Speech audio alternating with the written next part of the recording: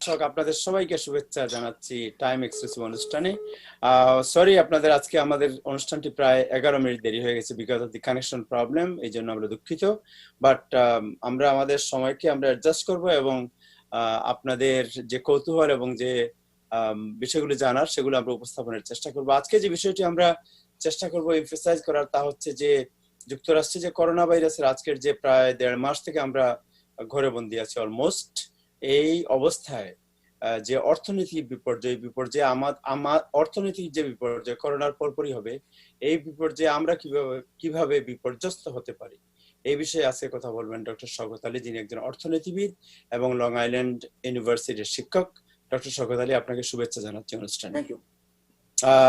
আপনাদের সাথে কথা বলবেন, আপনাদের সর্বশেষ পরিস্থিতি অবহিত করবেন আমাদের সবার পরিচিত পরিচয় সম্পাদক নাজমুল হাসান। জনাব নাজমুল হাসান, আপনাকে শুভেচ্ছা জানাচ্ছি অনুষ্ঠানে। ধন্যবাদ। Thank you so much. You build up a big fan club.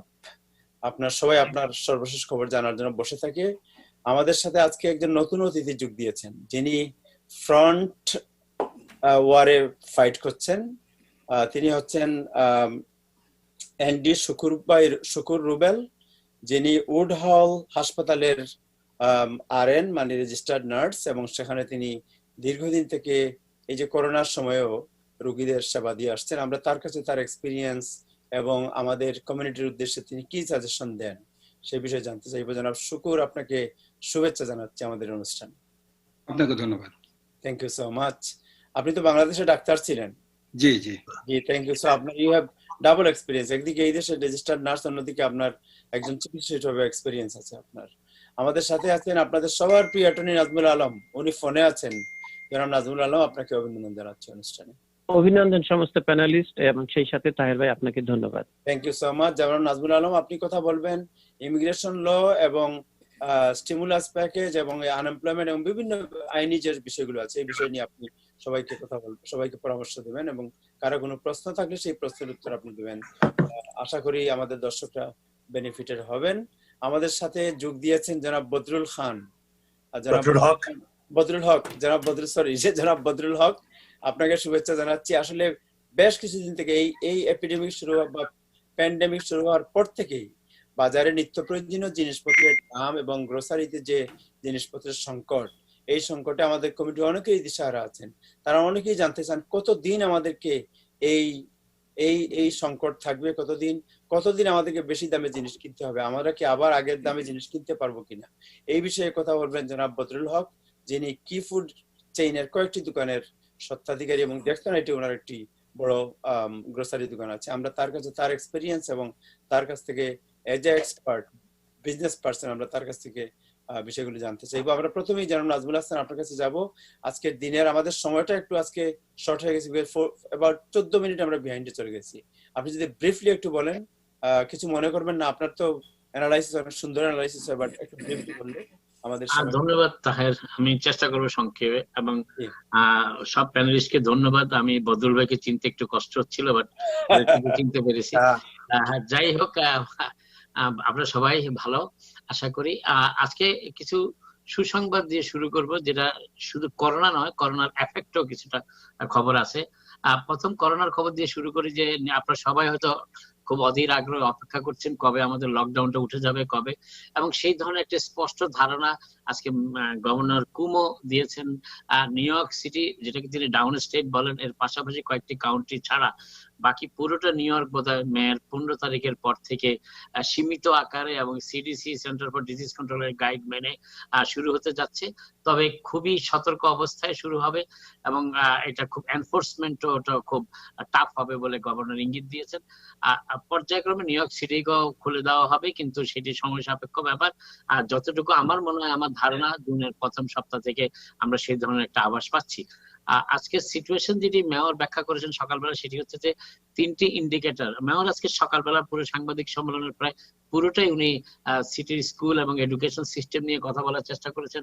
উনি বাবা মাকে সবাইকে আশ্বস্ত করেছেন গ্রেডিং এর ব্যাপারে, এবং তিনি বলেছেন যে কাউকে ফেল করানোর প্রক্রিয়া, সেই চিন্তা ভাবনা তাদের নেই।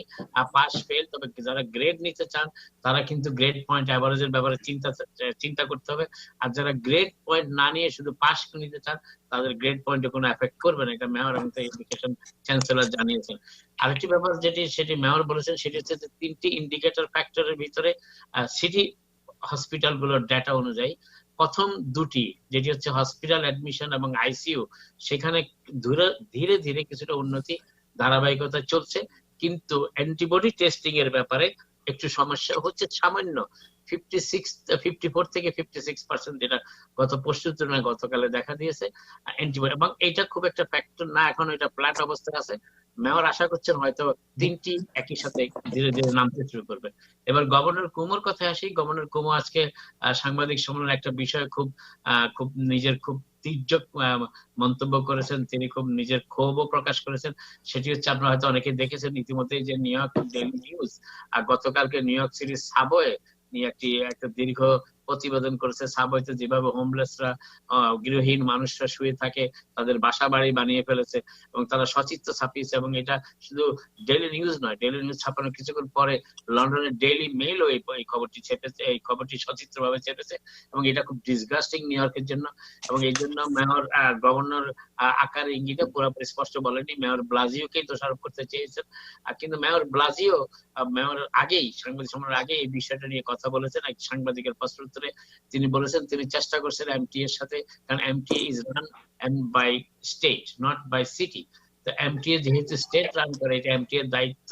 তারপরেও তিনি বলেছেন যে New York City Police Department এই বিষয়টাকে নিয়ে যথেষ্ট ভাবনা চিন্তা করছে এবং কিভাবে এই সমস্যার সমাধান করা যায়। শুধু সাবওয়ে থেকে হোমলেসদেরকে সরিয়ে দিলেই সমস্যার সমাধান হবে না। নিউ ইয়র্ক শহরে যে গৃহহীনদের যে সমস্যা, হোমলেস প্রবলেম, এটাকে অ্যাড্রেস করতে হবে, এই কথা তিনি বলেছেন। আর আরেকটি পুলিশ ইউনিয়নের কর্মকর্তারা বলেছেন, একজন সাংবাদিক জানতে চেয়েছেন যে পুলিশ সাবওয়ে ট্রেনের ভিতরে এই সমস্ত হোমলেসদেরকে বের করারও কোনো চেষ্টা করে না, তাদের কোনো টিকিটও দেয় না, তাদের কোনো সতর্কবাণী উচ্চারণ করে না। এই ব্যাপারে পুলিশ ইউনিয়নের একজন ট্রানজিট পুলিশ মন্তব্য করেছেন যে পুলিশের দায়িত্ব হচ্ছে নিরাপত্তা নিশ্চিত করা, গৃহহীনদের সেখান থেকে সরিয়ে দেওয়াটা এটা তাদের পর্যায়ে পড়ে না, তাদের কাজের পরিধির মধ্যে পড়ে না।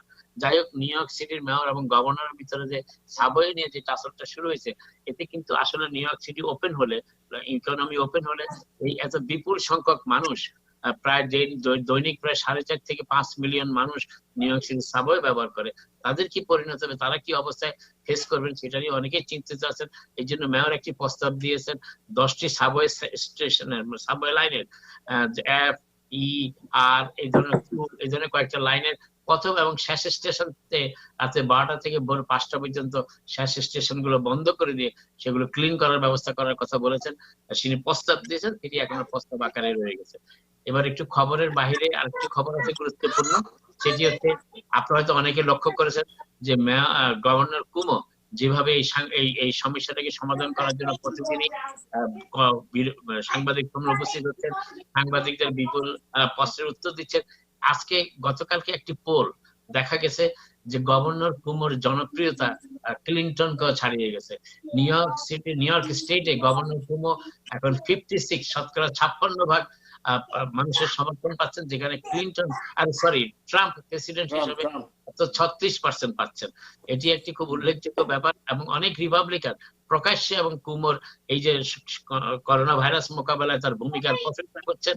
এবং নিউ ইয়র্ক স্টেটের একজন কংগ্রেসম্যান, যিনি কট্টর রিপাবলিকান হিসেবে আমাদের সকলের কাছে পরিচিত, পিটার কিং, ওপেনলি খুব সরাসরি প্রেসিডেন্ট ট্রাম্পের সমালোচনা করেছেন এবং কুমোর প্রশংসা করেছেন।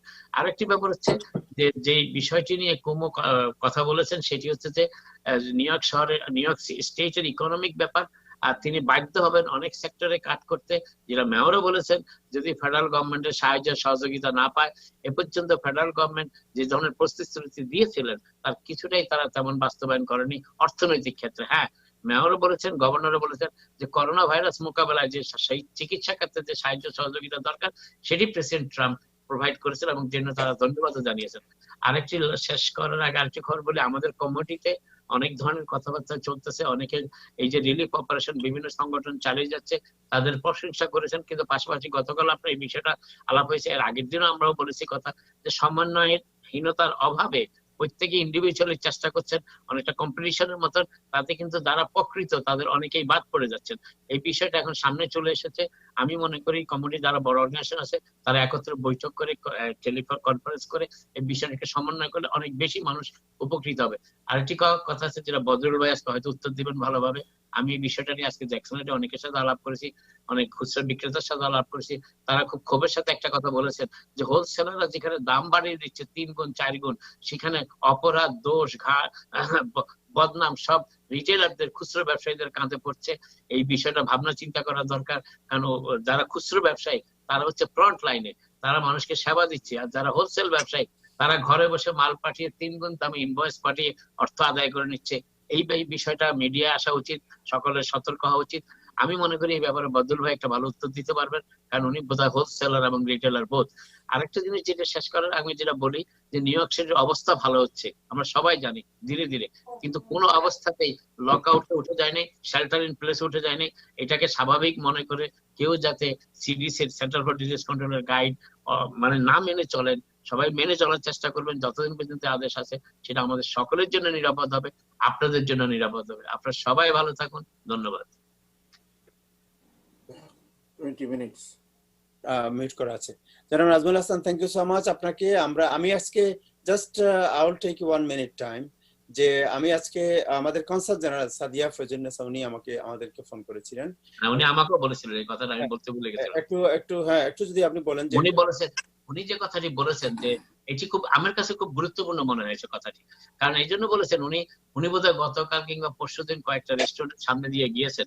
সেখানে রেস্টুরেন্ট গুলোর সামনে যেভাবে লাইন ইফতারের জন্য নিচ্ছে মানুষ, সেখানে কেউ 6 ফুট দূরত্ব মেনটেন করছে না। এবং এটা দেখার জন্য আমি নিজেই আজকে দেখতে গিয়েছিলাম, এবং উইচ ইজ ট্রু, কেউ মেনটেন করতেছে না, কেউ 2 ফুট, কেউ 1 ফুট, কেউ গায়ে গেছে। এবং যেভাবে আমেরিকান সুপার মার্কেট গুলোতে কিংবা আমেরিকান রেস্টুরেন্ট গুলোতে টেক আউট সেক্টরে যেভাবে দৃঢ়ভাবে মেনে চলা হয়, আমাদের বাংলাদেশি রেস্টুরেন্ট গুলো সেটা মেনে চলা হয় না, এবং এটা খুবই বিপজ্জনক। আপনারা হয়তো অনেকেই জানেন যে এই করোনা ভাইরাস যখন নিউ ইয়র্ক শহরে হানা দিচ্ছে, তখন প্রচুর বাংলাদেশি বিভিন্ন গ্রোসারি স্টোর জ্যাকসনাইটের দিনের পর দিন লাইন ধরে ভিড়ের ভিতর থেকে বাজার করেছেন, তাদের অনেকেই কিন্তু আক্রান্ত হয়েছেন। অনেকেই আমাদের মধ্যে নাই আজকে, এটা বড় দুর্ভাগ্যজনক। সেই জিনিসটা যাতে রিপিট না হয়, এখন অনেকেই যেটা আমরা লক্ষ্য করেছি আজকে হালিম এবং জিলাপির জন্য তারা লাইন করছেন, লাইন ধরছেন, কোনো ধৈর্য নাই, ধৈর্যহীন।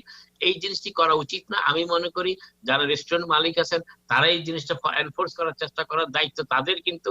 আর যারা আমাদের কাস্টমার আছেন তাদেরকে একটা কথা শুধু অনুরোধ করতে চাই যে 1 বছর রমজানে হালিম কিংবা জিলাপি না খেলে কোনো সমস্যা নেই, অনেক খাবার আছে ভালো, কিন্তু জীবন বাঁচানো ফরজ। আমরা অনেক প্রবাসীদেরকে ইতিমধ্যেই হারিয়ে ফেলেছি, আমাদের আপনজন, আপনাদের আপনজন, আপনাদের বন্ধু বান্ধব। তাদের স্মৃতির প্রতি শ্রদ্ধা রেখে, যারা বেঁচে আছি তাদের প্রতি শ্রদ্ধা রেখে, তাদের প্রতি মায়া মমতা রেখে যদি আমরা এই ভিড়টা না করি অন্তত এই সময়, এটা খুবই ভালো হবে। এবং এটা আমি মনে করি এনফোর্স করা উচিত। কনসাল জেনারেল এই কথাটা স্মরণ করে দিয়ে উনি একটা মানে ভীষণ ভালো একটি দায়িত্ববোধের পরিচয় দিয়েছেন। ওনার কাছে খারাপ লেগেছে, সেই জন্য আমরাও খবরটা শুনে খারাপ ফিল করছি।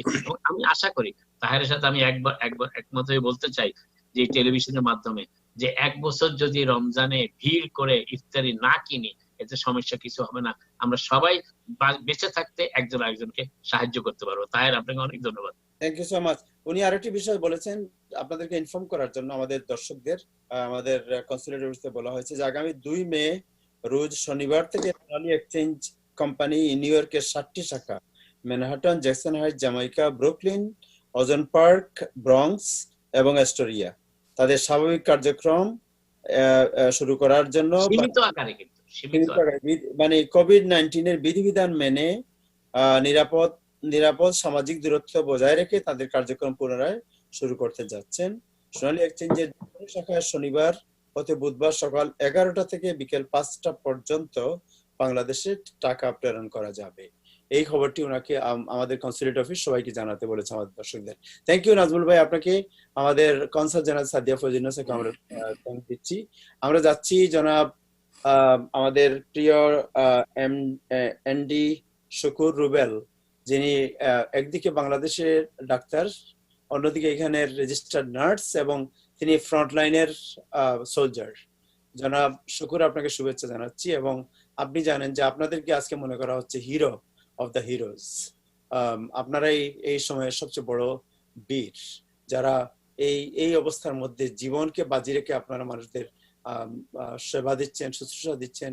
আমরা আপনার এক্সপিরিয়েন্স জানতে চাই যে এই করোনার শুরু থেকে কিভাবে আপনি কাজ করছেন, আপনার এইটা আপনার জীবনকে কি পরিবর্তন এনেছে আপনার জীবনে, how you are maintaining your regular life.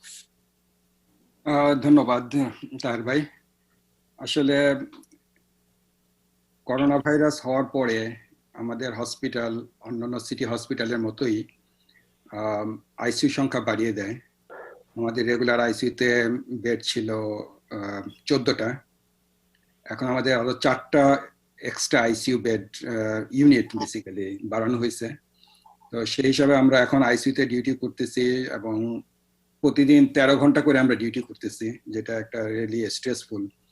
সবচেয়ে আমাদের জন্য যেটা হচ্ছে, আপনারা যেটা বলতেছেন, সবাই বলতেছে যে রিয়েল হিরো, আসলে হিরোর কিছুই নাই। আমরা আমাদের বোধহয় দায়িত্ব পালন করতেছি, সেই জন্য এই পেশায় এসেছি। কিন্তু যেটা হচ্ছে মানসিক একটা চাপ, প্রচন্ড চাপ হচ্ছে, প্রতিদিন রুগী মারা যাচ্ছে।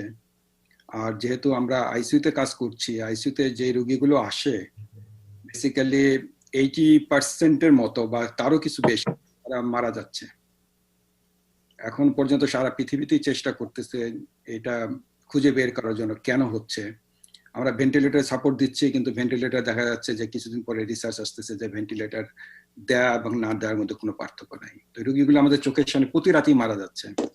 এমন হচ্ছে, আমার একদিন পেশেন্ট মারা গেছে, আমি পাচ্ছি না, ওই যে বডি র্যাপ করে যে একটা থাকে র্যাপার, ফোন করলাম আমাদের এওডি কে, বললেন যে শর্টেজ। তার মানে কোন পর্যায়ে চলে গেলে, মৃত্যুর হার কোন পর্যায়ে চলে গেলে যে বডি র্যাপ পাওয়া যাচ্ছে না হসপিটালে, এবং নিউ ইয়র্কের মতো আমেরিকার মতো একটা দেশে। তো এগুলো আমাদেরকে খুব ভাবিয়ে তুলে। এবং সবচেয়ে বড় যেটা হচ্ছে যে মানসিক একটা ডিপ্রেশন প্রত্যেকটা স্টাফের মধ্যে আমরা দেখতে পাচ্ছি, এবং এটার ইফেক্ট থেকে যাবে, করোনা ভাইরাসও তো চলে যাবে।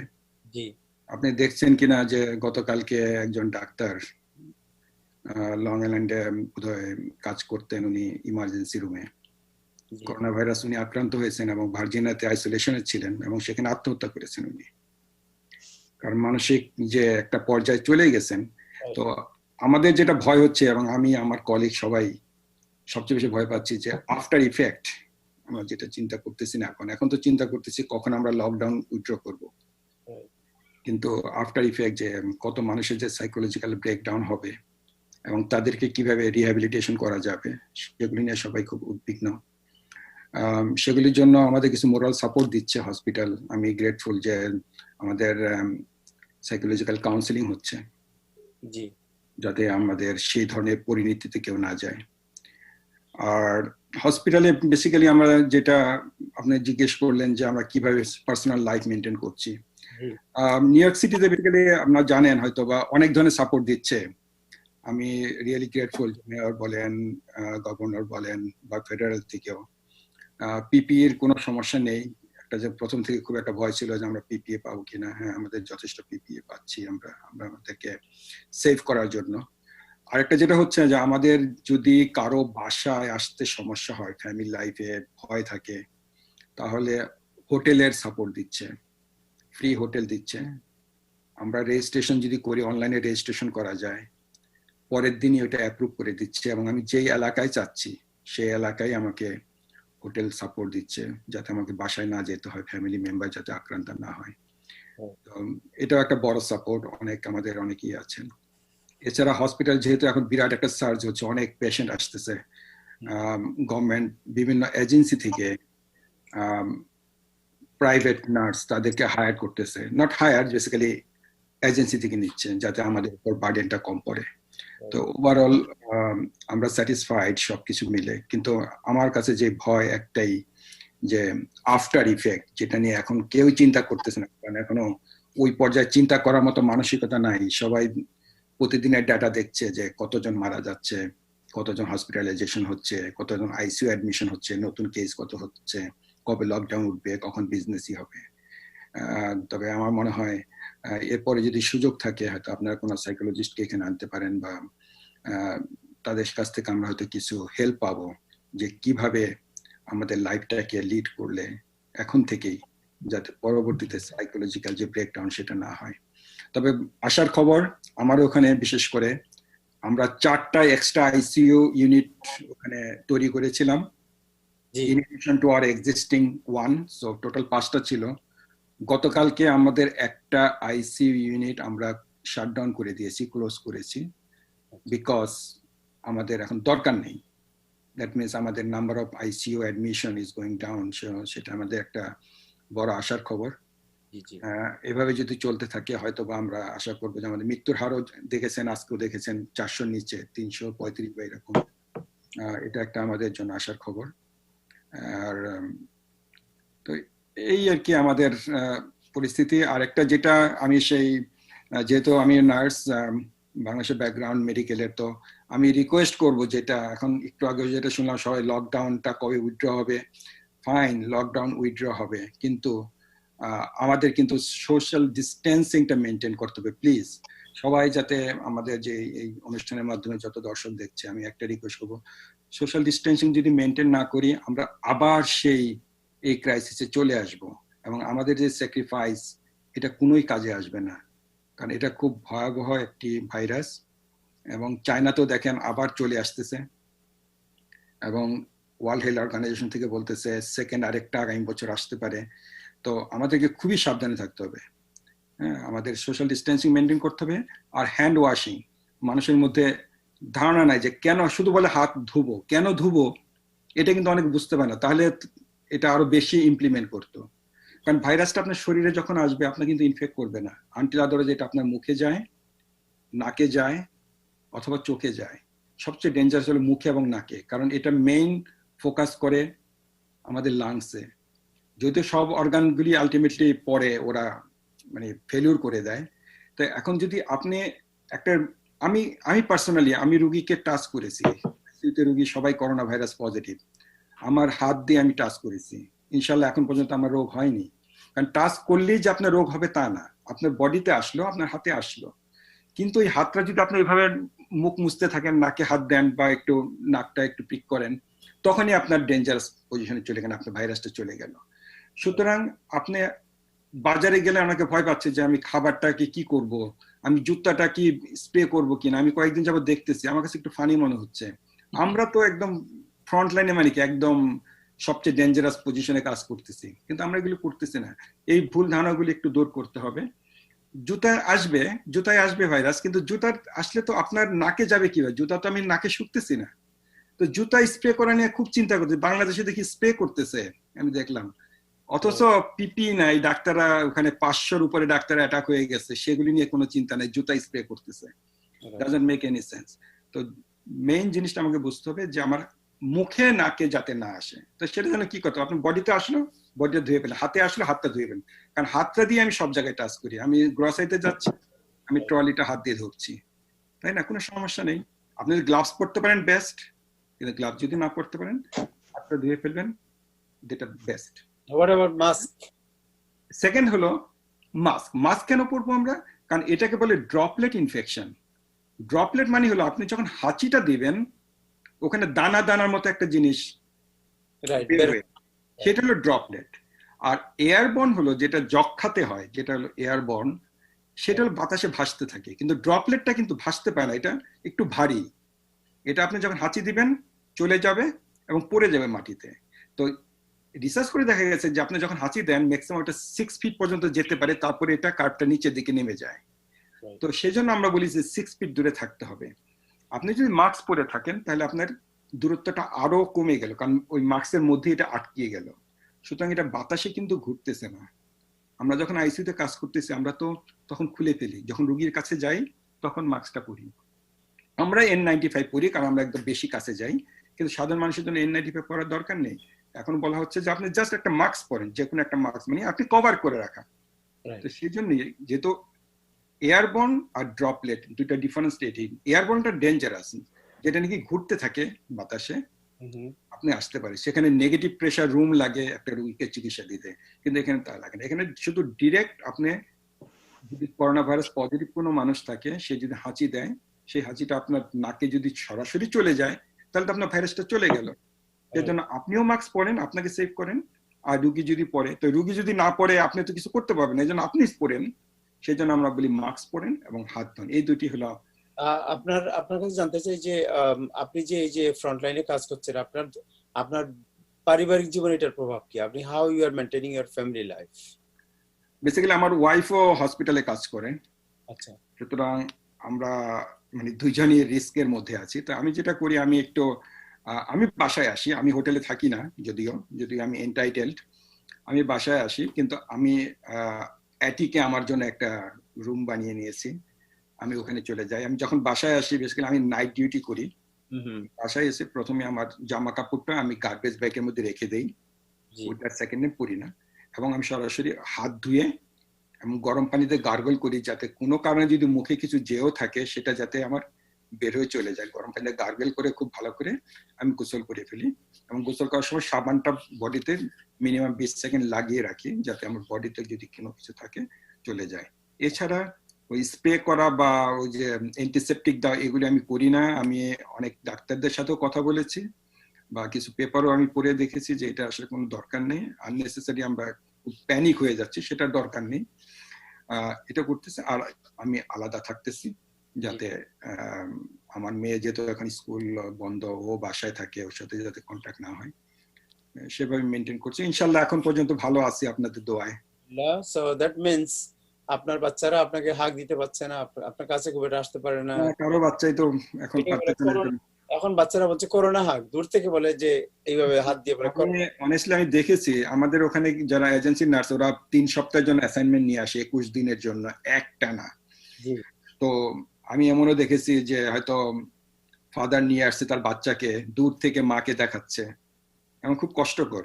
হ্যাঁ, চোখ দিয়ে পানি বের হয়ে আসে যে কিছু করতে পারতেছে না, ধরতে পারতেছে না, কিন্তু বাচ্চাও ছোট বাচ্চা দূর থেকে দেখে বিদায় দিচ্ছে। তো কঠিন মুহূর্ত ডেফিনেটলি, কিন্তু আমাদের করতেই হবে। আমরা যদি না করি, বা আমি আরো বলবো, এই অনুষ্ঠানের মাধ্যমে জানি না বাংলাদেশে দেখে কিনা, অনেক ডাক্তাররা বলে যে না আমি করতে পারবো না। আসলে এটা করা, আমার মনে হয় এই ধরনের কোনো ডিসিশন দেওয়া যায় না যে আমি করোনা রোগীর চিকিৎসা করবো না বা আমি ভয় পাই। আমাদেরকে তো এগিয়ে আসতে হবে। মানুষকে তো আমি দেখতে পাবো না যে আমার সামনে একজন মরে যাবে আর আমি, তাহলে আমার এই প্রফেশনে না আসাটাই বেটার ছিল। করতে হবে, কিন্তু আমাকে প্রোটেক্ট করতে হবে। প্রোটেকশনের জন্য যা দরকার সেটার দায়িত্ব হলো গভর্নমেন্টের, সেটা যাতে গভর্নমেন্ট দেয় সেটা আমাদের দেখতে হবে। থ্যাংক ইউ শুকুর ভাই, আপনি আমাদের সাথেই থাকেন, আপনার সাথে আমরা আবার আসছি। আমরা যাচ্ছি, আমাদের ডক্টর শওকত আলী আছেন, উনি তো অর্থনীতি বিশেষজ্ঞ, বিপর্যয় কি আসবে এই বিষয়ে আমরা আলোচনা করবো। জাস্ট ব্রিফলি আমরা জনাব নাজমুল আলম আপনার কাছে যাচ্ছি যে ইমিগ্রেশন নিয়ে প্রেসিডেন্ট ট্রাম্পের যে এক্সিকিউটিভ অর্ডার, এই অর্ডারের যে কনসিকুয়েন্স, অর্ডারের যে প্রভাব, এই বিষয়ে যদি আপনি 2 মিনিটে কিছু বলেন, পরে আবার আপনার সাথে অনেক প্রশ্ন আছে, এগুলো আমরা আলোচনা করবো। ধন্যবাদ তাহের ভাই, ধন্যবাদ প্যানেলিস্ট আপনারা যারা আমাদের সঙ্গে আছেন। আমি নিজেও আপনাদের কাছ থেকে অনেক শিখতে পারতেছি, জানতে পারতেছি, এবং এগুলো বাস্তবে কাজে লাগবে। আর তাহের ভাই, আমি দর্শক শ্রোতাদেরকে কিছু বিষয় একটু ইনফর্ম করতে চাই। কয়েকটা সাইড লাইনে যে আমি কয়েকটা জিনিস বলবো, সর্বশেষে আমি ইমিগ্রেশনের তথ্য দিব এবং সেই সাথে এক্সিকিউটিভ অর্ডার সম্বন্ধে বলবো। আমি খুব কুইকলি যাব। সেই কুইকলি যাওয়ার মধ্যে হচ্ছে এসবিএ লোন, যেটা এসবিএ লোনটা হচ্ছে এটা ফেডারেল গভর্নমেন্টের লোন। এই লোনের পরিবর্তে আমাদের দর্শক শ্রোতা যারা ব্যবসার সাথে জড়িত আছেন, সেলফ এমপ্লয়েড, ওনারা একটা করতে পারেন, সেটা হচ্ছে যে ফেডারেল ডিজাস্টার লোন একটা আছে, সেটাকে আপনি অ্যাপ্লাই করতে পারেন আপ টু $10,000 পর্যন্ত। ওরা যদি মনে করে ওরা আপনাকে লোনটা দিবে এবং পরবর্তীতে এটা ফরগিভেবল, আপনাকে মাফ করে দিতে পারে। So you should try that. আর ওইটার ওয়েবসাইট হচ্ছে sba.gov, গভর্নমেন্ট। সেকেন্ডলি আমি যাচ্ছি, সেটা হচ্ছে আনএমপ্লয়মেন্টটা বেসড অন দ্য স্টেট। কাজে নিউ ইয়র্ক স্টেটে যারা থাকেন অথবা অন্যান্য স্টেটে আপনারা যারা আছেন, আপনাদের স্ব স্টেটের মাধ্যমে আনএমপ্লয়মেন্টের দরখাস্ত করতে পারেন। সেলফ এমপ্লয়েড, তারপরে যারা W2 তে ইনকাম করেন চেকের মাধ্যমে, তারাও। নিউ ইয়র্ক স্টেটে বিশেষ করে আমি বলবো যে মুনা, সেটা হচ্ছে যে মুসলিম উম্মাহ অফ নর্থ আমেরিকা, ওনারা ভালো সাপোর্ট দিচ্ছে। ওনারা কিভাবে আনএমপ্লয়মেন্টের দরখাস্ত করতে হয় এই জন্য ওনারা একটা প্যাম্পলেটও ছেপেছে। আপনারা যদি ওনাদেরকে ফোন করেন অথবা গুগল করে তাদের নাম্বারটা নিয়ে যদি চান, তারা আপনাদেরকে দিবে। সেটা হচ্ছে মুনা, মুসলিম উম্মাহ অফ নর্থ আমেরিকা। তারা আনএমপ্লয়মেন্টের ব্যাপারে আপনাদেরকে সহযোগিতা করছে। আরেকটা আসছে যে গভর্নমেন্ট বেনিফিট। এই মুহূর্তে গভর্নমেন্ট বেনিফিট যেটা দিচ্ছে সরাসরি ভাবে, সেটা হচ্ছে যে স্টিমুলাসের চেকগুলো। স্টিমুলাসের চেক গুলো অনেকেই পেয়ে গেছেন, অনেকের কাছে মেলে আসছে, কাজে এইগুলো নিয়ে অনেক কথা হয়েছে। আপনার হতাশ হবার কিছু নেই। যারা পাননি তারা স্টিমুলাস চেক অবশ্যই পাবেন। যদি এই বছর না পান, গভর্নমেন্টের গ্যারান্টি আছে নেক্সট ডে ট্যাক্স ইয়ারও আপনাকে স্টিমুলাসের টাকা তারা দিবে। এই টাকা কোনোভাবেই কখনোই মার যাবে না যদি আপনি ইলিজিবল থাকেন। থার্ড, আমি যেটা আসতে যাচ্ছি, it's a very hard topic, বিশেষ করে আমাদের বাঙালি ইমিগ্রেন্ট কমিউনিটিতে, সেটা হচ্ছে paying the rent and not paying the rent. Paying the rent এবং নট পেইং দ্য রেন্টের মধ্যে যেটা আসতেছে সেটা হচ্ছে যে রেন্ট কিন্তু কোনো জায়গায় মওকুফ করা হয়নি। তারা প্রস্তাব দিয়েছে যেন রেন্টের ব্যাপারে যেন ল্যান্ডলর্ড গুলো একটু সদয় হয়। অন্যদিকে তারা যদি ফেডারেল এবং স্টেট লেভেলে যদি কোনো আইন পাস না করে, তাহলে রেন্ট রেগুলেশন যেটা আছে এটা আগের মতোই বলবৎ আছে। রেন্টটা দুভাবে হয়, একটা হচ্ছে রেসিডেন্সিয়াল রেন্ট আর একটা হচ্ছে কমার্শিয়াল রেন্ট। রেসিডেন্সিয়াল রেন্টের ব্যাপারে আমি বলবো, প্লিজ আপনারা আপনাদের যথাযথ ম্যানেজমেন্টের সাথে যোগাযোগ করেন যদি বড় বিল্ডিং এ থাকেন। আর যেখানে আপনার মনে করেন যারা অন্যান্য ল্যান্ডলর্ড যারা আছে, যাদের একটা দুটো বাড়ি আছে কিংবা একটা বাড়ি আছে, আমার মনে হয় ল্যান্ডলর্ডের সাথে আপনার একটা ভালো সম্পর্ক রাখা উচিত। প্লিজ টক টু দ্যাম, ওনাদেরকে বলেন যে আমাদের এই সমস্যা চলছে, হয়তো আপনাকে একটা পেমেন্ট প্ল্যান করে দিতে পারে। আর যে জিনিসটা অনেকেই বলে যে রেন্ট দিতে হবে না 3 মাস, এটা ভুল কথা। রেন্ট দিতে হবে, হয়তো ওনারা হয়তো আপনাকে একটু সময় দিতে পারে, একটা পেমেন্ট প্ল্যানে যেতে পারে, হয়তো বলতে পারে ঠিক আছে এই মাসের রেন্টটা পরের মাসে দিন, এরকম। So please try to talk to them and negotiate.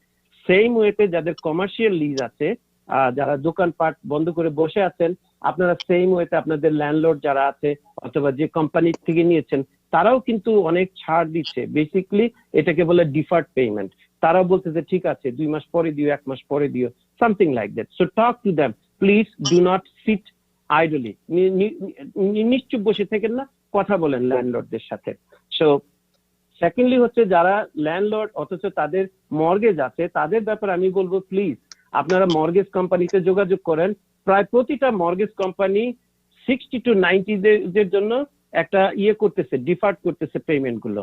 তাদের সাথে যদি COVID-19 এর কথা বলেন এবং যদি বলেন যে আপনি ভাড়া দিতে পারছেন না, মানে ভাড়া তুলতে পারছেন না, অথবা আপনি নিজে জবে যেতে পারছেন না, সেই ক্ষেত্রে COVID-19 এর কথা চিন্তা করে হয়তো আপনার মর্গেজটা তারা 60 to 90 ডেজের জন্য সাসপেন্ড করে দিবে এবং এটা আপনার ক্রেডিট রিপোর্টে যাবে না। এরপরে যদি বাড়ি কিনতে চান আপনি আশা করি আবার মর্গেজ পাবেন, কিন্তু মর্গেজ কোম্পানির সঙ্গে কথা বলুন। এবার আসতেছে আরেকটা ইম্পর্টেন্ট ব্যাপার, সেটা হচ্ছে ক্রেডিট কার্ড। ক্রেডিট কার্ড গুলো কিন্তু অনেক সুবিধা দিচ্ছে। অনেকের 10টা 20টা ক্রেডিট কার্ড আছে, কারো 4টা 5টা ক্রেডিট কার্ড আছে, এবং ক্রেডিটের ব্যাপারে অনেকেই অসচেতন। তারা মনে করে আরে ক্রেডিটের পয়সা দিলে বা না দিলে কি যায় আসে। আবার অনেকেই ক্রেডিটের ব্যাপারে ভেরি রিলিজিয়াস, তারা মনে করে যে ক্রেডিটের পয়সাগুলো অন্যের এবং এটা আমাদেরকে পে করতে হবে। Whichever way you go, credit কার্ডের বিলগুলো অবশ্যই পে করতে হবে।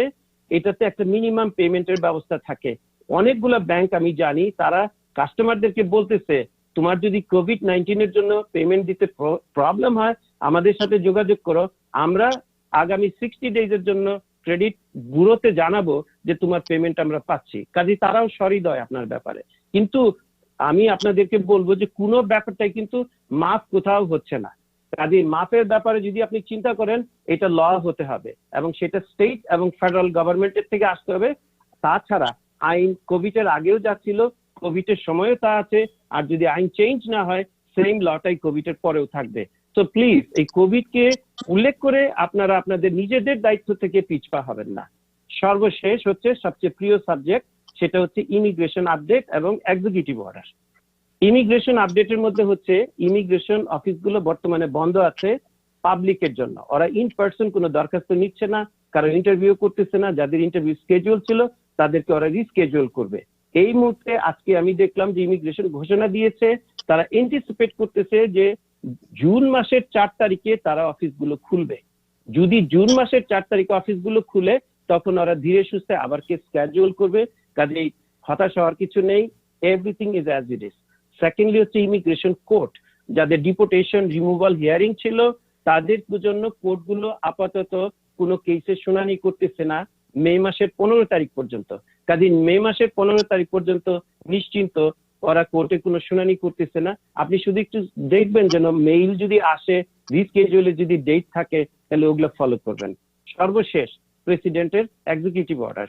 প্রেসিডেন্টের যে এক্সিকিউটিভ অর্ডারটা দিয়েছে এইটাতে বেসিক্যালি ওই যারা ওয়ার্ক ভিত্তিক কাজ করেন H1B, তারপরে আপনার L1 ভিসা, এই সমস্ত ভিসাতে যারা এই দেশে আছেন তারা একটা বড় ধরনের ক্ষতির সম্মুখীন হচ্ছেন।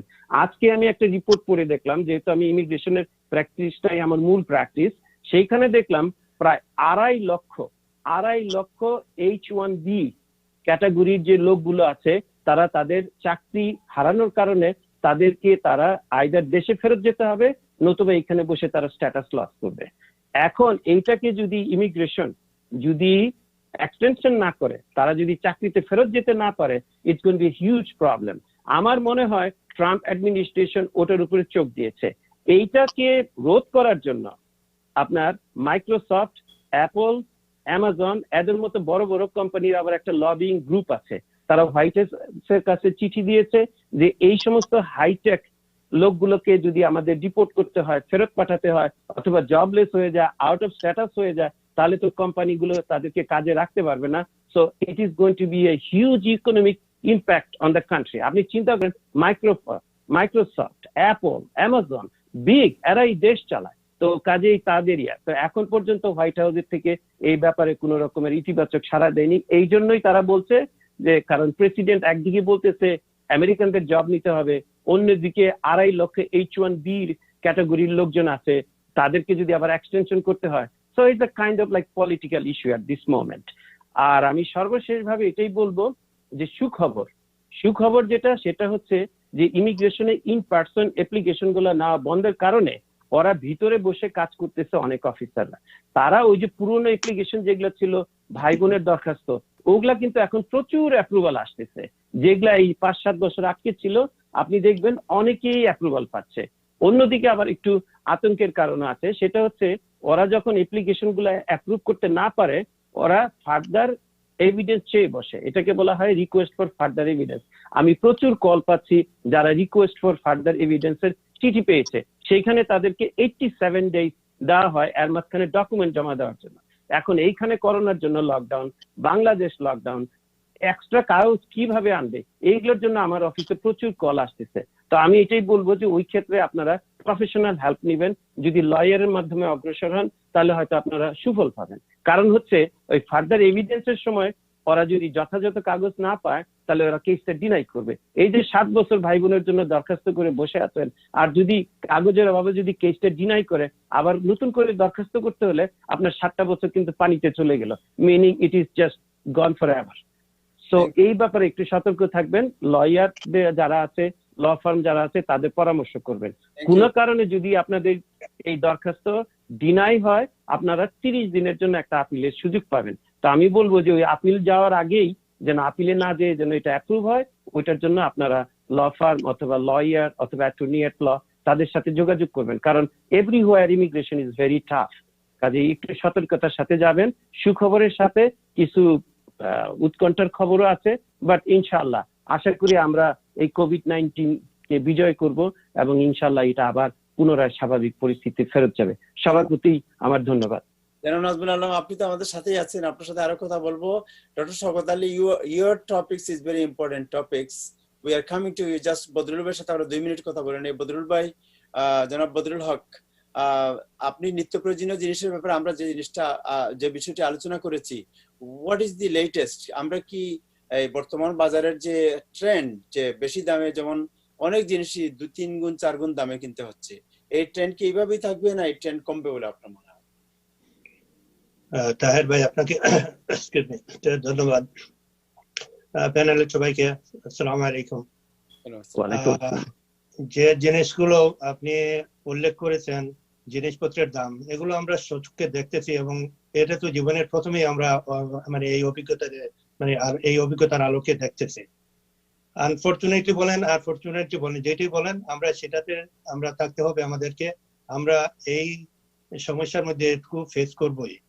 যেহেতু বলছেন জিনিসপত্রের দাম 2-3 গুণ, আমি আমার নজমুল ভাইয়ের কথা বলতেছি, উনি এটা পয়েন্ট আউট করেছেন যে আমরা যারা ফ্রন্ট লাইনে আছে, যারা আমরা রিটেল ব্যবসা করতেছে, তাদের উপরে এই জিনিসটা একটু খুবই মানুষের প্রতিক্রিয়াটা আমাদের প্রতিদিন নজরে আসতেছে।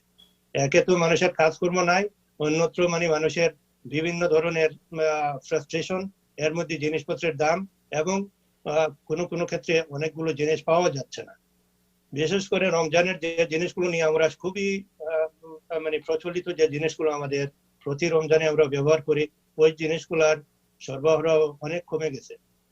কিন্তু একটা কথা খেয়াল রাখতে হবে, এরপরেও তো আমরা অনেকগুলো জিনিস আমাদের মানে সরবরাহের মধ্যে আছে এবং আমরা সেগুলা নিত্যদিনে ব্যবহার করতে পারতেছি। সুতরাং ওই পুরোনো অভ্যাসটাকে বাদ দিয়ে আমরা যদি বর্তমানের যে জিনিসগুলো অ্যাভেলেবল সেই জিনিসগুলো নিজেই ইউজ করি এবং বাসাতে এগুলো তৈরি করে আমরা রেস্টুরেন্ট গুলোতে লাইন না ধরে ব্যবহার করি, তাইলে আমাদের মনে হয় অনেক ভালো হবে। এখানে একটা কথা উল্লেখ করা যায় যে যেহেতু ওই যে ডিস্টেন্স মেনটেন করা, 6 ফিট ডিস্টেন্স মেনটেন করা, এগুলো আমরা সুপার মার্কেটে খুবই সতর্কতার সাথে করতেছি, কিন্তু সব সময় এগুলা সমানভাবে করা যাচ্ছে না, যেহেতু একটা পরিসীমার মধ্যে আমরা ব্যবসা করতে হচ্ছে। আমাদের যে প্রশিক্ষণের ব্যবস্থা যেগুলো করার এবং যেগুলো আমরা পরিষ্কার পরিচ্ছন্নতা রাখার যে ব্যাপারে যেগুলো আমাদেরকে ইনস্ট্রাকশন দিচ্ছে আমাদের মেন অফিস, সেগুলো আমরা বাস্তবে প্রতিদিনই আমরা অ্যাপ্লাই করতেছি। আমার একজন লোক মানে প্রতিদিনই এই পুরো কাজটাই করতেছে পরিষ্কার পরিচ্ছন্নতার ব্যাপারে। কিন্তু আমাদেরকেও একটু জিনিস খেয়ালে রাখতে হবে, আমাদের যে ডিস্টেন্সের ব্যাপারটা এটা একটু খেয়ালের মধ্যে রেখে আমরা যাতে মানে ভিড় না করে আমরা সুন্দরভাবে বাজার করতে পারি সেই দিকে খেয়াল রাখতে হবে। আর যে জিনিসের যে দামের ব্যাপারে যেটা বলছেন, এগুলো এখন একটু থাকবে। সবচেয়ে বড় যে ব্যাপারটা আমাদের হেল্প নাই, হেল্পের যে মানে স্বল্পতা হচ্ছে, মানুষজন নাই, এখন কে নিয়ে আসবে জিনিসগুলো? যেমন বাইরের জায়গা থেকে ড্রাইভার নিয়ে আসবে, ড্রাইভার তো মানে এখন এত বেশি ড্রাইভার নাই, মানে ওইখানে যারা ওয়্যার হাউসে যারা কাজ করতেছে তারাও সীমিত আকারে কাজ করতেছে, কারণ তাদের মধ্যেও এই যে 6 ফিটের ব্যাপারটা তারাও সেখানে মেনটেন করতে হচ্ছে। সব দিকে বিবেচনা করে দাম একটু বাড়বেই এবং এই জিনিসগুলার যে স্বল্পতা সেইটাও কিছুটা থাকছে। আগামী আরো কিছুদিন সেই জিনিসগুলো আমরা লক্ষ্য করব এবং বিশেষ করে বাইরের থেকে যে প্রোডাক্ট গুলো আসে, যেমন ওই যে ইন্ডিয়া থেকে যে জিনিসগুলো আসতেছে, সেই জিনিসগুলো 45 ডেজ আমাদের এখানে আসবে না। সুতরাং যে জিনিসগুলো এখন আছে সেই জিনিসগুলো শেষ হওয়ার পরে আমাদের বাজারে হয়তো একটু ছাপ থাকবে, কিন্তু এগুলোর অভ্যাস আমরা একটু বাদ দিলেই তো মানে আমরা স্বাভাবিক জীবনযাপন করতে পারবো।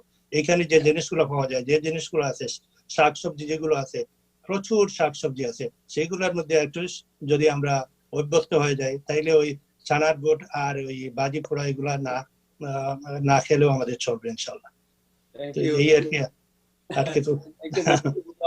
নাজমুল ভাই, আপনার যদি কোনো প্রশ্ন থাকে বদরুল ভাইয়ের ব্যাপারে আপনি পরে করেন। আমরা ডক্টর শওকত আলী অনেকক্ষণ থেকে লাইনে আমাদের সাথে আছেন শুরু থেকে একেবারে। আমরা ডক্টর শওকত আলী, আমরা জানছি যে কোভিড-19 বা করোনা ভাইরাসের যে বিপর্যয়, ওয়ার্ল্ডের মধ্যে যে বিপর্যয়, এই বিপর্যয়ের চেয়ে ভয়াবহ বিপর্যয় আসতেছে, যেটা অর্থনৈতিক বিপর্যয়, অর্থনৈতিক মহামারী। এই বিষয়ে একজন অর্থনীতিবিদ হিসেবে আপনার প্রেডিকশন কি? জি, আসসালামু আলাইকুম ওয়া রাহমাতুল্লাহ। আপনাদের সবাইকেই পবিত্র রমজানের শুভেচ্ছা দিয়ে এই বিষয়ে একটু আলোকপাত করা ভালো।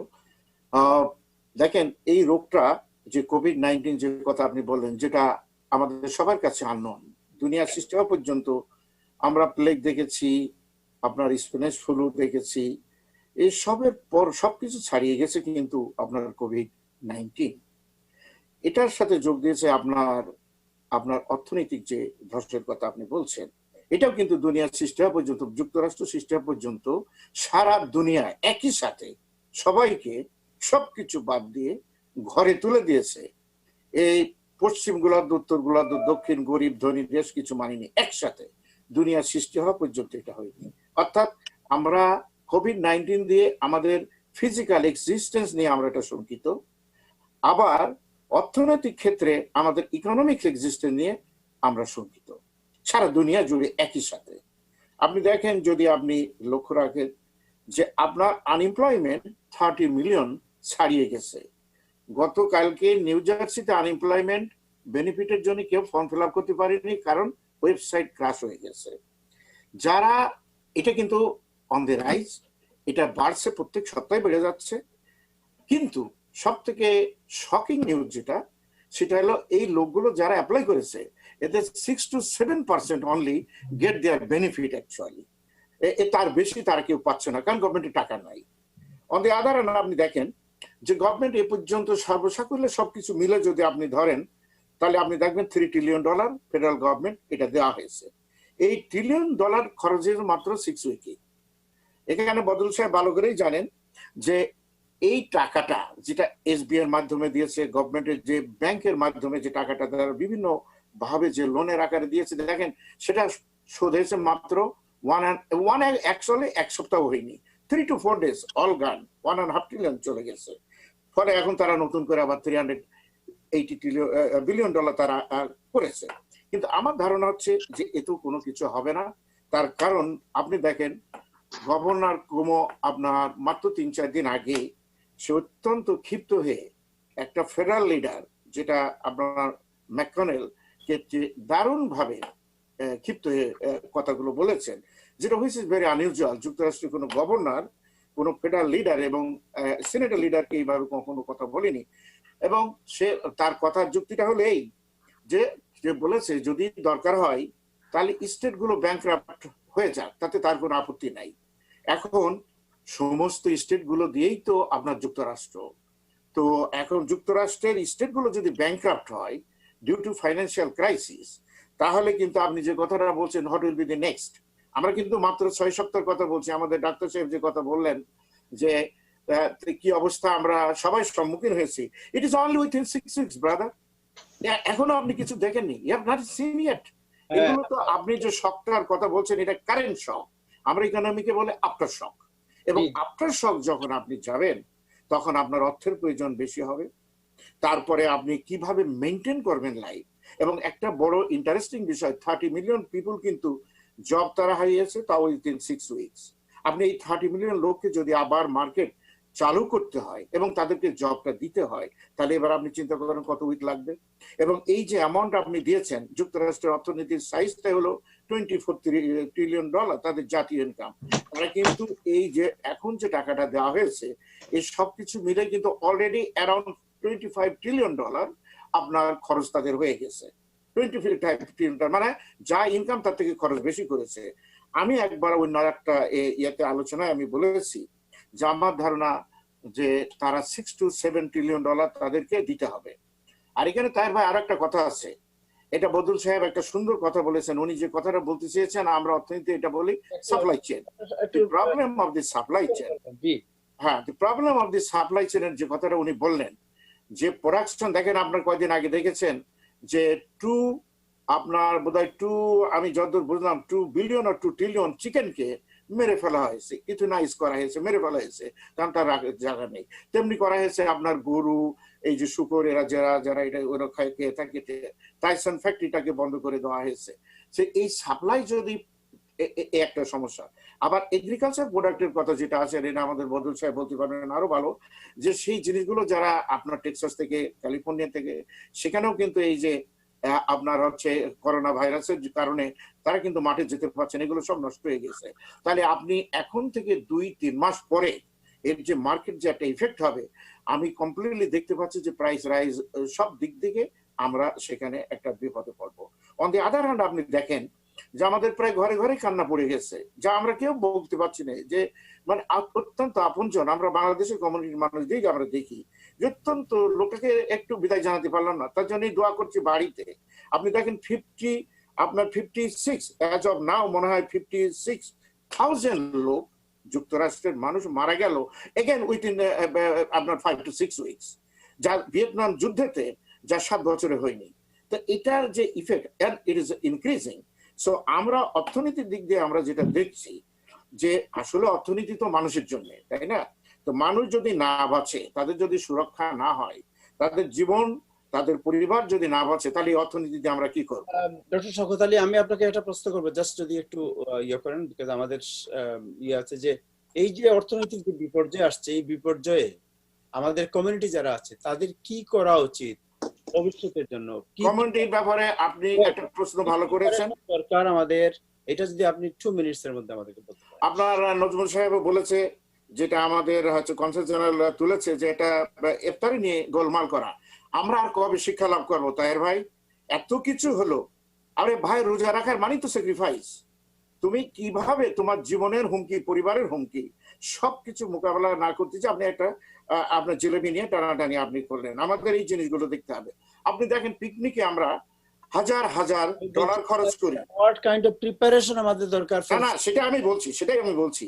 এই যে জিনিসগুলো যদি আপনি কমিউনিটি বেজে নিয়ে আসেন, যে আপনার ইফতার একটু আপনি না কম খেলেন, আপনার পাড়ার প্রতিবেশী কাউকে কি অবস্থা সেটা যদি আমরা দেখি বা আমরা যদি ডোনেটও করি, যেটা এখন এখানকার অনেক মুসলমানরা করছে, ইন জেনারেল সেন্ট্রাল তাদের যে ফিডিং স্টেশন গুলো আছে সেখানে তারা দিচ্ছে।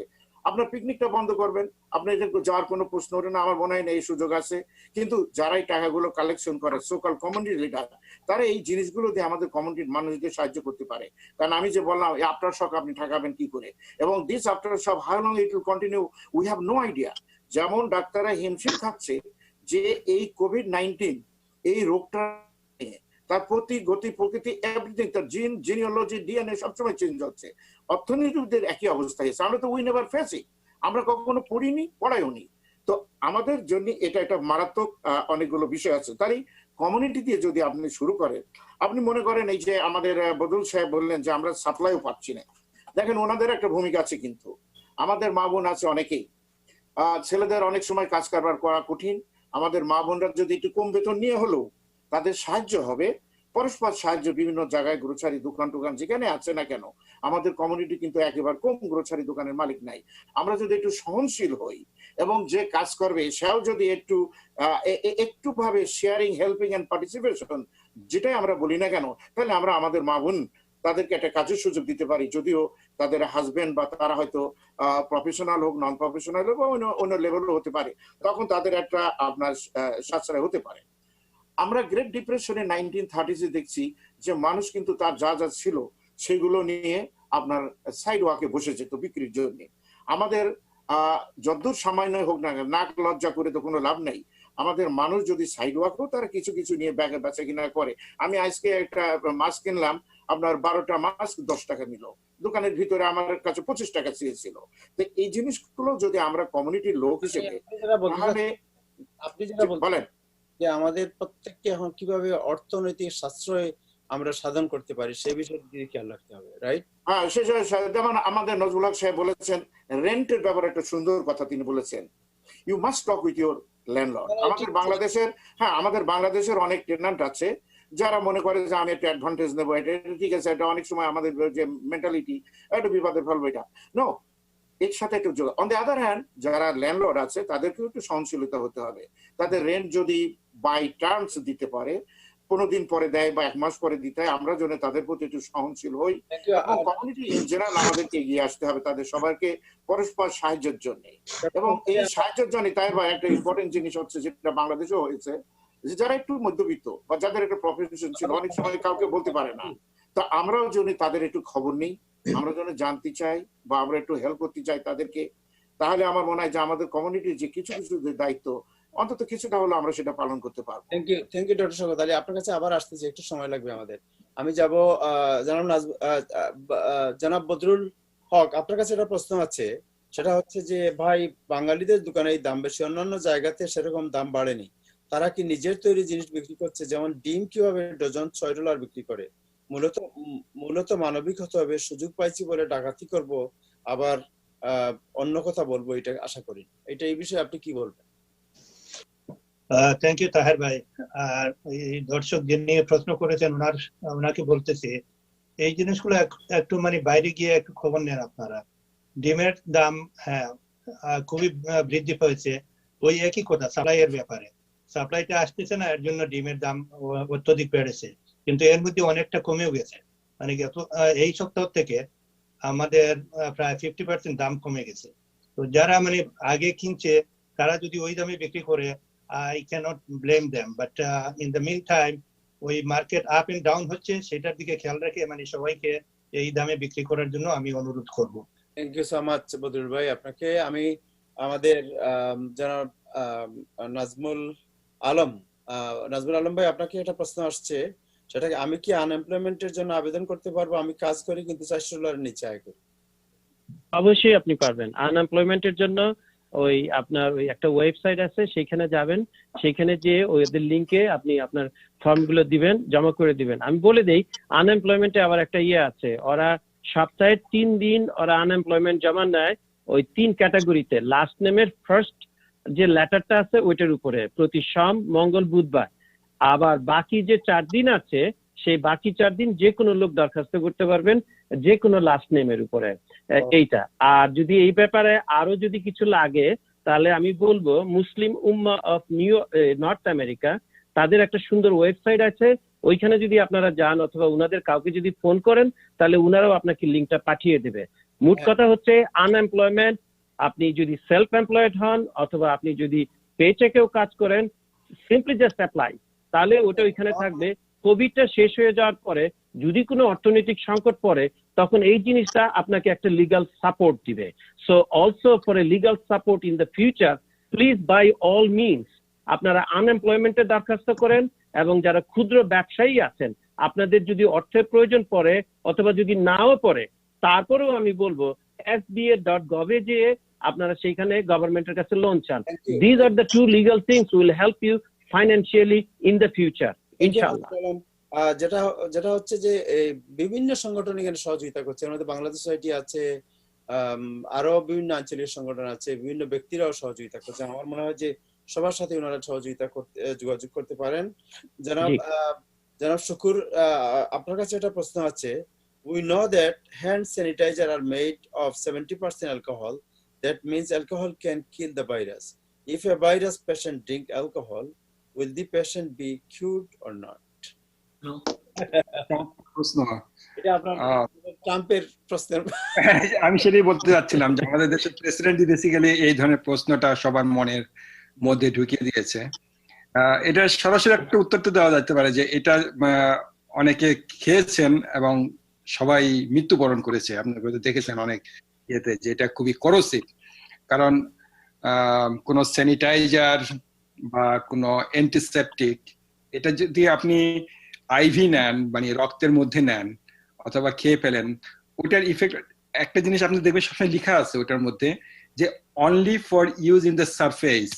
আপনি চেয়ার, টেবিল, ফ্লোর এখানে ইউজ করতে পারেন, not to drink or not to eat. সুতরাং যখন আপনার শরীরে এটা নিবেন, সেটা আপনার এটা করোসিভ হিসেবে কাজ করবে।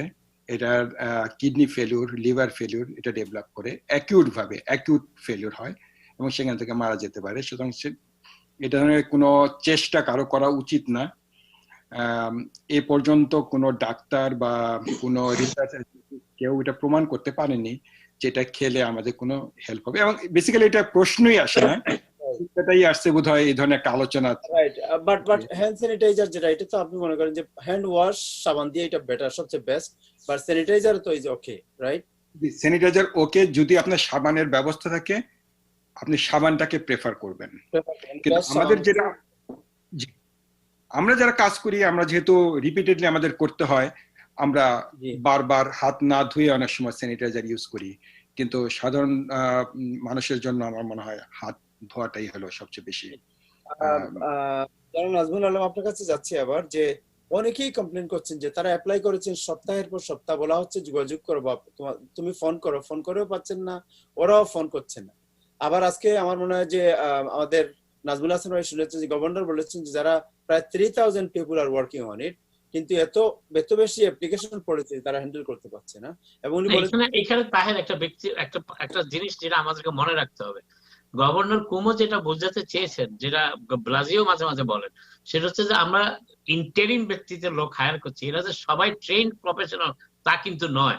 যেখানে 200 কে 300 New York state department of লেবারের লোকজন আনএমপ্লয়মেন্ট চেক গুলো প্রসেস করতো, সেই জায়গায় 3000 করছে, তার ভিতরে 2700 লোক কিন্তু ট্রেন না। এরা যোগ দিচ্ছে, এরা অনেক কিছু জানেও না, এরাও অনেক ভুলভ্রান্তি করছে। এবং আমি চলে যাওয়ার আগে একটা কথা খুব গুরুত্বপূর্ণ সাথে বলি, লেবার ডিপার্টমেন্টের থেকে প্রায় বেশ কিছু মানুষের রেকর্ড আজকে পাবলিক ডোমেইনে চলে এসেছে, এবং এটা নিয়ে একটা ভীষণ সমস্যা ক্রিয়েট হয়েছে। এটা নিউ ইয়র্ক স্টেট লেবার স্বীকারও করেছে, তাদের অসাবধানতাবশত কিছু পাবলিক ডোমেইনে চলে গেছে। অতএব আপনারা যারা ফিল আপ করবেন, আপনারা নিজস্ব প্রোটেকশন নিয়ে করবেন চলে গেলে। আর আরেকটা কথা আমি যেটা বলতে চাচ্ছিলাম একটু আগে, বদরুল ভাই যে কথাটা বলেছেন যে ওনারা অনেক চেষ্টা করছেন, আমাদের অনেক গ্রোসারি স্টোর চেষ্টা করছেন ইয়ে করার জন্য, কিন্তু একটা গুরুত্বপূর্ণ ব্যাপার হচ্ছে যে কোনো জায়গাতেই কিন্তু ওনারা হাত ধোয়ার কোনো ব্যবস্থা আমি কারোর চোখে পড়িনি। আমি কয়েকটা রেস্টুরেন্টের ভিতরে ঢুকেছি, সেখানেও তারা কোনোভাবে অ্যাক্সেস দিচ্ছেন না, গ্রোসারি গুলি তো নাই। আমার মনে হয় মানুষকে স্যানিটাইজেশনের ব্যাপারে উদ্বুদ্ধ করতে হলে দোকানের ভিতরে স্যানিটাইজার থাকা দরকার, কিংবা আমি ফুড টাউনে ঢুকে দেখেছি আমাদের এখানকার ফরেস্ট হিলস এলাকায় যে তারা যথেষ্ট পরিমাণ স্যানিটাইজার বাইরে মানুষের ব্যবহারের জন্য রেখেছেন। এটা আমাদের বাঙালি গোসাইতে থাকা উচিত। Thank you. আমার মনে হয় যে আমি যে জিনিসটা বলতে চাচ্ছি, অনেক দর্শক এখানে প্রশ্ন করেছেন যে গভর্নর যেটা বলেছেন যারা অ্যাপ্লাই করেছেন তারা যদি ফোন নাও পান বা ফোন পাবেন ultimately today or tomorrow, governor কিন্তু এই কথা বারবার বলছেন যে যারা অ্যাপ্লাই করছেন এভরিবডি যদি কোয়ালিফাই করেন they will get unemployment regardless.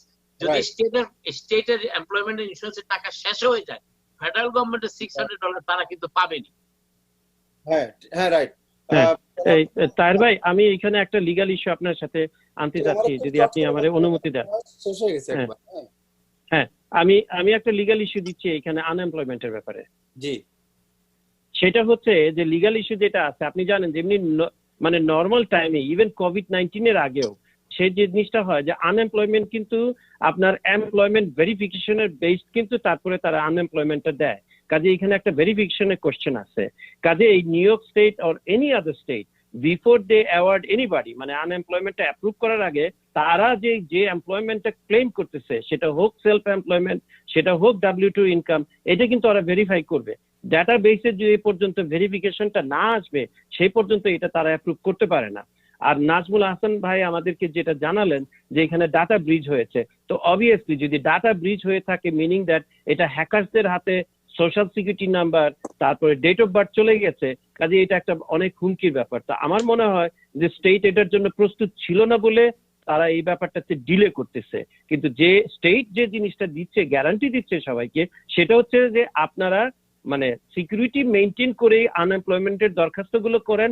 একবার যদি ওরা অ্যাকসেপ্ট করে then you will get an answer. আর আপনি যদি আনসার পান তাহলে একটা সপ্তাহের পয়সা আপনার মার যাবে না। কাজে ওই ব্যাপারে আপনার অস্থির হওয়ার কিছু নেই। আপনারা যেটা করতে পারেন সেটা রেন্ট দিতে না পারলে ল্যান্ডলর্ডের সাথে কথা বলেন, তারপরে যদি জি জি জি তো এই জন্য আমি বলবো যে আনএমপ্লয়মেন্টের ব্যাপারটা যারা অ্যাপ্লাই করেছেন তারা একটু ধৈর্য ধরেন, আর যারা এখন পর্যন্ত অ্যাপ্লাই করেন নাই প্লিজ বাই অল মিনস একটু সতর্কতার সাথে সিকিউরিটি মেনটেন করে আপনারা দরখাস্তটা করেন প্লিজ। আচ্ছা, আমাদের অনেক প্রশ্ন আসছে বাট আমরা সময়ের জন্য দিতে পারবো না, বাট তারপরে আমি আপনাদের ব্যাপারে অনেকে কমপ্লিমেন্টস দিয়েছেন। যেমন জনাব কামরুল হোসেন, উনি বলেছেন জনাব বদরুল ভাইকে সালাম ও ধন্যবাদ, ওনার ফুড ডাইনেস্টি সুপার মার্কেট এর সার্ভিসের মূল্য অত্যন্ত ভালো এবং বর্তমান সময় পর্যন্ত খোলা রেখেছেন। বদরুল ভাই আপনাকে আমাদের দর্শকদের একজন খুব ধন্যবাদ দিয়েছেন। আরেকজন ডক্টর শওকত আলী ভাইকে বলছেন, ওনার নাম হচ্ছে হারুন আলী, উনি বলছেন অনেকদিন পরে ওনাকে দেখলাম, দেখে খুব ভালো লাগলো, আমার সালাম দেবেন। আর আমাদের নাজমুল হাসান সাহেবের ব্যাপারে তো ওভারওয়েলমিংলি অনেকগুলো কমপ্লিমেন্টস আছে যে উনি হি ইজ দ্য বেস্ট। তারপরে থ্যাংক ইউ জনাব শকুর ভাই, আপনাকে বলেছেন জনাব রেজাউল বুইয়া, উনি বলেছেন নাজ শকুর ভাই খুব সুন্দর আলোচনা করেছেন, সচেতনমূলক। তাহের ভাই সহ টাইম টেলিভিশন প্রতিদিন লাইভের মাধ্যমে দর্শক হিসেবে আমরা অনেক উপকৃত হচ্ছে। এরকম আরো অনেক কমপ্লিমেন্টস। তারপরে আমাদের নাজমুল ভাইকের ব্যাপারে আরো অনেকে বলেছে যে he is the best in community service and the মানুষের যে বিভিন্ন প্রশ্ন, এই প্রশ্নের উত্তর দেওয়ার ব্যাপারে হি ইজ দ্য বেস্ট। আপনারা আসলে you all are the best. Taher ভাই একটু কথা ধন্যবাদ আপনাদের সবাইকে। জি তাহের ভাই, জি একটা কথা বলতে পারবো? সময় আছে আপনার কাছে? 30 সেকেন্ড। জি আচ্ছা, আমি সংক্ষেপে বলে আমি নাজমুল হাসান ভাইয়ের কথা বলতেছি। উনি যেটা বলছেন মানে ওই যে বিভিন্ন অন্যান্য ইয়েতে স্যানিটাইজেশনের ব্যবস্থা আছে। হ্যাঁ, আমাদের যে স্যানিটাইজেশন যেগুলো কাস্টমার করবে এগুলো তো আমরা করে দিচ্ছি। যেমন সাবিকার গুলো আমরা পরিষ্কার করতেছি, এন্ট্রান্সে আমাদের দরজার যে নাবগুলো আছে সেইটা পরিষ্কার করতেছি, কাউন্টারের যে জিনিসগুলোতে কাস্টমাররা টাচ করে সেই জিনিসটাও আমরা ক্রমান্বয়ে পরিষ্কার করে যাচ্ছি। এগুলো তো আছেই। এরপরে আমার নাজবুল আলম ভাইয়ের একটা কথার ব্যাপারে আমি বলতেছি, আনএমপ্লয়মেন্টের ব্যাপারে যে ব্যাপারটা বলছেন যে ভেরিফিকেশনের ব্যাপার, আমার এখানে যারা কাজ করছে তারা তো কোনো ভেরিফিকেশন করেই নাই, তাদেরকে তো সাথে সাথেই আনএমপ্লয়মেন্ট দিয়ে দিছে। যাতে হয়েছে কি আমার লোকগুলো কাজে আসতেছে না। তারা ঘরে বসে মানে আনএমপ্লয়মেন্টটা মানে নিতেছে, অথচ কাজে আসতেছে না। আমি নিজে জানিও না যে তারা আনএমপ্লয়মেন্ট অ্যাপ্লাই করছে। এখন আমার ওই অ্যাকাউন্টেন্ট আমাকে জানতে চাইতেছে যে কে অ্যাপ্লাই করছে এবং কে করছে না। আমি নিজে ফোন করে তাদেরকে জিজ্ঞেস করতেছি যে তারা আনএমপ্লয়মেন্ট অ্যাপ্লাই করছে কি না। খবর নিয়ে দেখি তারা তো বাসায় বসে বসে মানে আনএমপ্লয়মেন্ট পেয়ে যাচ্ছে, অথচ এজ এন এমপ্লয়ার আমি তো সেই খবর জানিও না। তো এইটা একটা ব্যাপার আছে, আমাদের বাঙালিরা শুধু কিছুটা অপরচুনিস্ট, মানে এই জিনিসগুলা বিভিন্ন জিনিসগুলার সুযোগ নেওয়ার জন্য খুবই ওস্তাদ। তো এখন মানে আমার কাজের লোক নাই, অথচ তারা মানে দিব্যি বাসায় বসে আনএমপ্লয়মেন্ট নিচ্ছে। অত্যন্ত স্বল্প সময়ের জন্য আমি আমার দোকানটা খোলা রাখতেছি, কিন্তু তারপরেও শুধু এইখানে না, মানে আমাদের 4টে লোকেশন আছে, প্রত্যেক জায়গাতেই আমাদের ম্যান পাওয়ারের খুবই স্বল্পতা। বদরুল ভাই ইনফরমেশনের জন্য একটা তথ্য দিয়ে রাখি। আরেকটা জিনিস আপনাকে বলি, আমার একটা শেষ কথা শুনে, আমার স্টোরের সামনে I am paying about $40,000 rent. আমার স্টোরের সামনে একটা হোমলেস লোক, সেটাকে আমি সরাইতে পারতেছি না। আপনারা এই জিনিসগুলো প্লিজ আমাকে একটু হেল্প করেন। ওইখানে এই লোকটা বারবার এইখানেই থাকে এবং ইট লুকস ভেরি নেস্টি, বুঝছেন? এই সময়ের জন্য এটা খুবই খারাপ দেখায়। হ্যাঁ, পুলিশ কিছুই করতে পারে না। আচ্ছা, থ্যাংক ইউ। আমি একটু অনুমতি দিলে আমি আনএমপ্লয়মেন্টের ভেরিফিকেশনের ব্যাপারটা একটু বলি। এখন শুনুন, আমরা সবুর ভাই আপনার কাছে প্রশ্ন আসছে, একটা প্রশ্ন এটা, আর শেষ কথা এটা, সেটা হচ্ছে যে অনেকে জানতে চাচ্ছে সর্দি কাশি হলেই আমরা কি হাসপাতালে যাব, হাসপাতালে কোন সময় যাব, এটা যদি আপনি 30 সেকেন্ডের মধ্যে বলেন। জি, ধন্যবাদ। অত্যন্ত গুরুত্বপূর্ণ প্রশ্ন। আসলে এই মুহূর্তে আসলে সর্দি কাশি এটা যে কারো হতে পারে। কারণ কনফিউশনটা হলো যে সর্দি কাশি সাধারণ সর্দি কাশিও হতে পারে, আবার এটা করোনা ভাইরাসের জন্য হতে পারে। কিন্তু আমাদের যে এক্সপিরিয়েন্স বলতেছে বা এখন পর্যন্ত রিসার্চ বলতেছে যে এই মুহূর্তে আপনার যদি শ্বাসকষ্ট না হয়, আপনি দয়া করে হাসপাতালে যাবেন না। কারণ হাসপাতালে যাওয়া মানে হলো, ধরে নেন আপনার করোনা ভাইরাস নাই, কিন্তু আপনি আরো করোনা ভাইরাসে ইনফেকশন নিয়ে আসতেছেন। সুতরাং সাধারণ সর্দি কাশি যদি হয়, বেস্ট অপশন হলো আপনি আপনার প্রাইমারি ডাক্তারকে ফোন দেন, উনি আপনাকে ইমিডিয়েট ম্যানেজমেন্ট যা লাগবে দিবে, অথবা ম্যাক্সিমাম আপনি আর্জেন্ট কেয়ারে যেতে পারেন, কিন্তু ট্রাই টু অ্যাভয়েড হসপিটালে যেয়েন না আপনি। শুধুমাত্র যদি শ্বাসকষ্ট কেউ ফিল করে, অনেস্টলি শ্বাসকষ্টের মধ্যে অনেকটা আছে, অনেকে প্যানিক অ্যাটাকের মতো ফিল করে, আসলে শ্বাসকষ্ট না, কিন্তু যেহেতু সবার কাছে শুনে যে শ্বাসকষ্ট হয়, তো করোনা ভাইরাস যদি পজিটিভ হয় অনেকে মনে করে আমার শ্বাসকষ্ট হচ্ছে। কিন্তু আসলে যদি আপনি মনে করেন যে শ্বাসকষ্ট হচ্ছে, আপনি ইচ্ছা করলে 911 কল দিতে পারেন, ওরা এসে আপনাকে পালস অক্সিমিটার আঙ্গুলের মধ্যে একটা ছোট্ট ডিভাইস দিয়ে দেখবে যে আপনি আসলে শ্বাসকষ্ট হচ্ছে কিনা, স্যাচুরেশন কম কিনা, তাহলে আপনাকে অ্যাডভাইস করবে। আদারওয়াইজ শুধুমাত্র সর্দি কাশি নিয়ে আপনি হসপিটালে যাওয়ার কিছু নেই। তারা কোনো রোগী দেখবে না যদি শ্বাসকষ্ট না থাকে, শুধু আপনি যে ওখান থেকে ইনফেকশন নিয়ে। আনএমপ্লয়মেন্ট ভেরিফিকেশনের ব্যাপারটা আমি একটু বলতে চাচ্ছিলাম। তাড়াতাড়ি, আমাদের সময় অনেক বিহাইন্ডে চলে। জি, আনএমপ্লয়মেন্টের ভেরিফিকেশনটা আমাদের বদরুল ভাই যেটা বললেন, উনি ঠিকই বলেছেন। ভেরিফিকেশনটা নর্মাল টাইমে যেটা হতো সেটা হতো কি, এমপ্লয়ারকে ওই আনএমপ্লয়মেন্টের ক্লেমের এগেইনস্টে কন্টেস্ট করার জন্য একটা অপরচুনিটি দেওয়া হতো। যেহেতু বদরুল ভাই নিশ্চয়ই উনি ওনার পে চেক গুলো, পেরোলটা খুব ভালো রেখেছিলেন ওনার অ্যাকাউন্টেন্টের মাধ্যমে, ওরা যখন ব্যাক এন্ডে দেখেছে যে এরা জেনুইনলি ওনার কোম্পানিতে কাজ করেছে, ওরা সেকেন্ড টাইম কন্টেস্টের জন্য এই কোভিড-19 এর জন্য ভেরিফিকেশনের জন্য ওনার কাছে না যেয়ে তারা তাদেরকে অ্যাপ্রুভ করে দিয়েছে। কিন্তু আপনি অনেকেই জানেন যে অনেকেই হয়তো কোনো জায়গায় কাজ না করেও কিন্তু চাইতে পারে, হয়তো ওই সমস্ত ক্ষেত্রে অনেকে আটকে গেছে। কাজে ভেরিফিকেশনটা আগে কন্টেস্ট হতো, এমপ্লয়ারকে সুযোগ দেওয়া হতো যে এই লোকটা বলেছে যে তুমি তাকে ফায়ার করেছ অথবা সে এখান থেকে চলে গেছে, তোমার কি বক্তব্য আছে, তখন এমপ্লয়ার কিন্তু ওটা কন্টেস্ট করতে পারতো। কোভিড-19 এর কারণে ওইটা ওরা ওয়েট করে দিয়েছে। গুড নিউজ যেটা বদরুল ভাইয়ের জন্য, উনি ওনার পেরোলের জিনিসটা স্বচ্ছ রেখেছিলেন বলেই উনার এমপ্লয়িরা বেনিফিটটা সঙ্গে সঙ্গে পেয়ে গেছে। কিন্তু উনার দুঃখ যেটা, সেটা হচ্ছে যে এমপ্লয়িরা এই বেনিফিটটা ধরে রাখার জন্যই তারা কাজে হাজিরা দিচ্ছে না।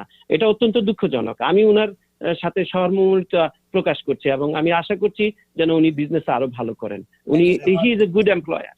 কিন্তু নাজমুল ভাই আনএমপ্লয়মেন্টে যদি কখনো ক্লেম আসে যে কেউ ফ্রডুলেন্ট কথা বলে কাজ আনএমপ্লয়মেন্ট নিয়েছে, they have to return that money. Of course 100%। এবং এটা বদরুল ভাই যদি মনে করেন, he can protest it that this guy has the job, I asked for them to come back to work and they never showed up. ওদের আনএমপ্লয়মেন্টের ফেরতের জন্য আবার তাদের কাছে চিঠি যাবে, কিন্তু এটা ভাইরাসের পরে করতে হবে, এই মুহূর্তে ওরা এটা এন্টারটেইন করবে না। এভরিওয়ান, আমাদের আজকে প্যানেলে যারা ছিলেন, ইউ গাইজ আর অসাম। অত্যন্ত সুন্দর ইনফরমেশন দেওয়া হলো। আমাদের আশা করি আমাদের কমিউনিটি অত্যন্ত বেনিফিটেড হয়েছে এই আলোচনায়, এবং আমি আমাদের যারা দর্শক আছেন সবাইকে বলবো যে এই আলোচনাগুলো আপনারা শেয়ার করবেন আপনাদের বন্ধুদের সাথে, তাহলে হতে পারবেন। থ্যাংক ইউ বদরুল ভাই আপনাকে, thank you Nazmul, attorney Nazmul Alam আপনাকে, থ্যাংক ইউ জনাব শাকুর আপনাকে, আপনার এই আজকে ছুটির দিনে আমাদের সাথে সময় দেওয়ার জন্য, পরিবারকে বাদ দিয়ে। জনাব Nazmul Hasan, always welcome and you are the best, everybody said. Thank you. আপনাকে থ্যাংক ইউ, ধন্যবাদ সবাইকে।